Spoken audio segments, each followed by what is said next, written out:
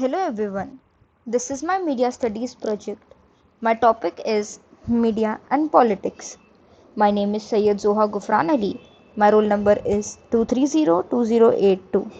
My department is Mass Media and Communication and I'm from second year.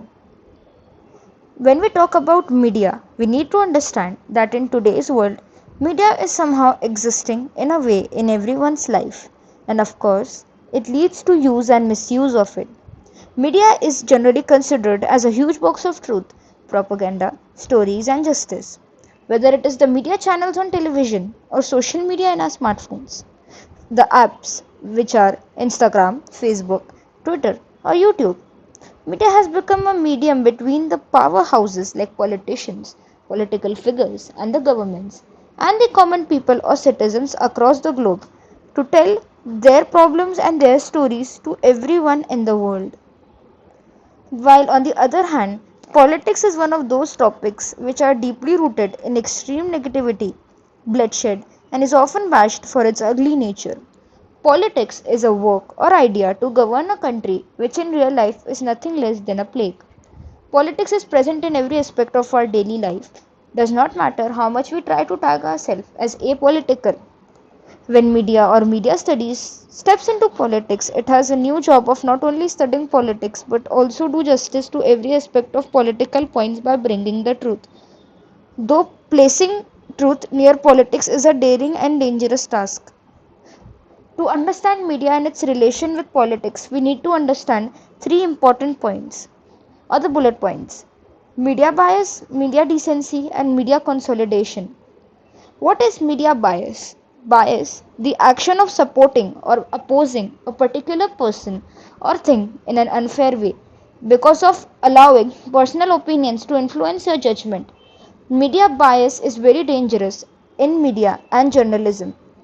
Media bias is the bias or perceived bias of journalists and news producers within the mass media in the selection of events, the stories that are reported, and how they are covered.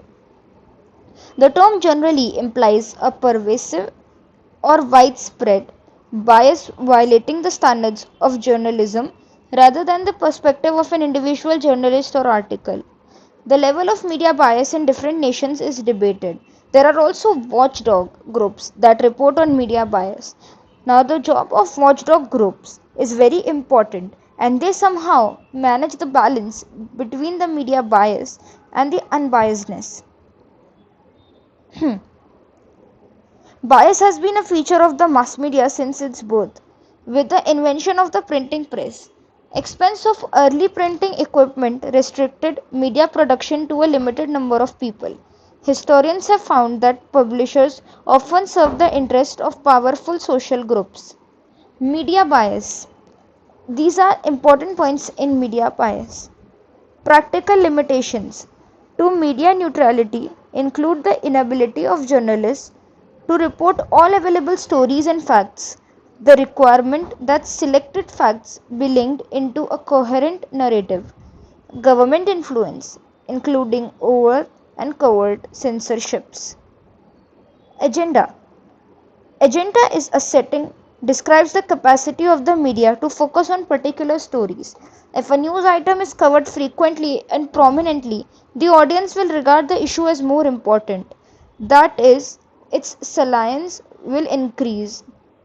Gatekeeping is the way in which information and news are filtered to the public by each person or corporation along with the way.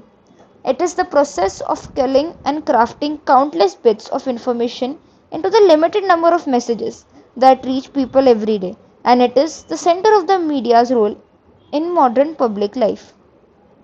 Sensationalism is when events and topics in news stories and pieces are overhyped to present skewed impressions of events, which may cause a misrepresentation of the truth of a story. Sensationalism may involve reporting about insignificant matters and events, or the presentation of newsworthy topics. Practical limitations, censorship, agenda, gatekeeping, and sensationalism are all subpoints of media bias and are considered very important aspects. Now we need to talk about media decency. Decency standards in media have long been an issue. and they continue to change in ways that are not necessarily predictable. As media studies have progressed, they have increasingly appeared in the debates over decency standards. Although media studies cannot prove a word or image is indecent, they can help discern the impact of that word or image and thus greatly influence the debate. Researchers performing a content analysis by documentary the amount of sex or violence on television are not analyzing how this content is interpreted by audience. Media decency is used in India and its political use. To maintain media decency in India is very important. The the crowd or the people who watch television or are attracted by these are very keen about the decency to be maintained in the society. So for that there have been many laws passed by the government. To maintain media decency in India, there are some acts or IPCs which are Indian Penal Code made, impact and used. Suggestive ads representing women is a criminal offence under section 292 354 of IPC. Read with the relevant provision of Indecent Representation of the Women Act 1986, the Information Technology Act 2000 and other laws. Indecent Representation of Women Act 1986. Section 2C. Indecent representation of women means the depiction in any manner of the figure of a woman, her form or body, or any part thereof in such a way as to have the effect of being indecent or derogatory to or denigrating women, or is likely to deprave, corrupt, or injure the public morality or morals. Indian Penal Code 1860, Section 292, Intermediary Guidelines and Digital Media Code 2021. Rule 3 1.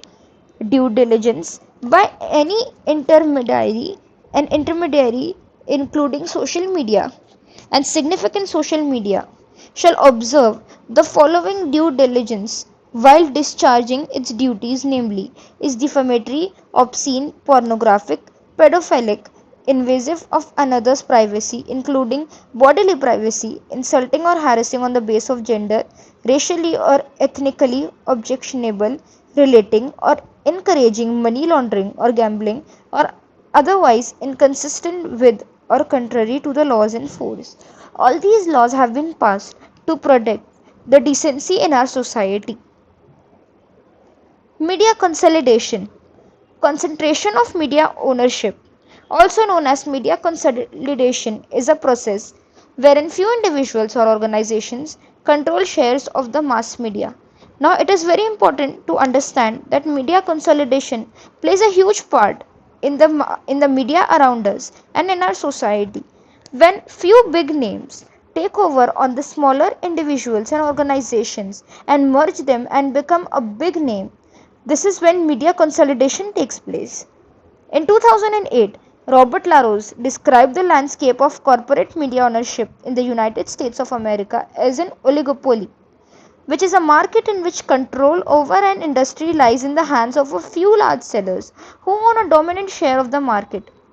Contemporary research demonstrates increasing levels of consolidation, with many media industries already highly concentrated. For example, the Big Five and Little Three, consisting of Warner Bros., Paramount Pictures, 20th Century Studios, Universal Pictures, and Columbia Pictures, control almost every aspect of the film industry.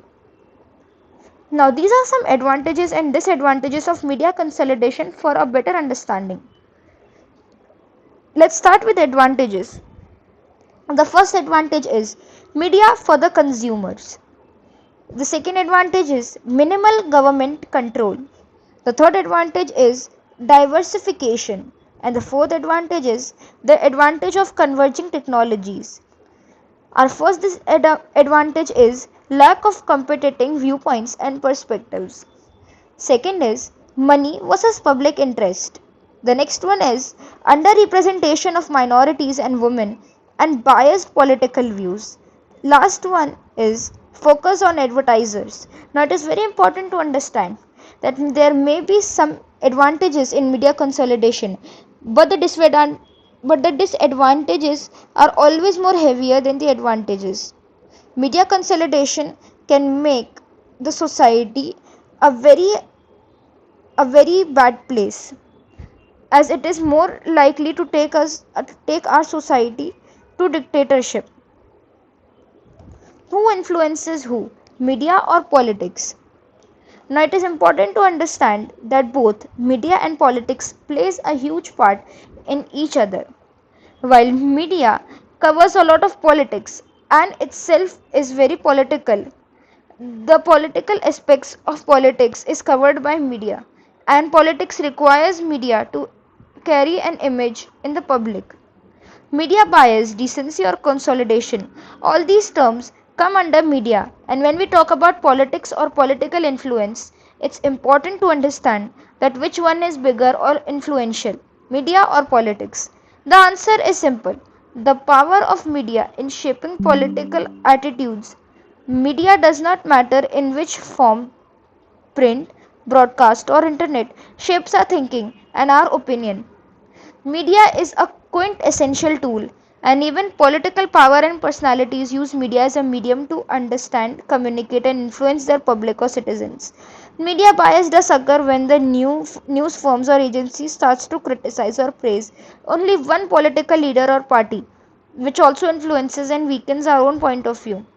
Media decency is often provoked and tempered by politicians or public figures when they set out on their election campaigns or public rallies, putting serious charges on each other, often serious criminal acts, or giving each other abusive labels or tags. Although not all of them are unhealthy. For example, the mocking advertisements or videos made on the opposition during election to call them out. Media consolidation is a big problem in India, with big powerful businessmen taking over media houses and buying the channels affects the unbiasedness and quality. A good example is the Adani Group acquired a 29.18% of NDTV stakes and additionally 26% stake, which make them the owner of 64.71% stake, gaining full control of it. RIL Chairman and Managing Director Mukesh Ambani, in his statement delivered on Monday at the 42nd annual general meeting of the company, he said that 72 television channels owned by Reliance Industries have a reach of 800 million Indians, and this represents 95% of the TV viewing universe. All of these points are my personal opinion, and I believe that whether or not we agree or not, but both media and politics have a huge influence on each other. These are my acknowledgement. I would like to express my special thanks of gratitude to my teacher, Mr. Durgesh Gupta, our subject teacher, and who is also in charge of media studies, who asked us to make this project, that is video representation of the topic media versus politics, which helped me a lot in doing research, and I came to learn and understand so many new things. So many ideas, inspirations which helped me during the research have come from the websites lexology.com, check.com, britannica.com, exchangeformedia.com, bbc.com, onlinelibrary.wiley.com. Without their articles and information, my project will not be able to shape the way it has. At any level of attempt, it can't be satisfactory completed without the support and guidance of my parents and my friend. My parents helped me and guided me from time to time in making the project. Thank you.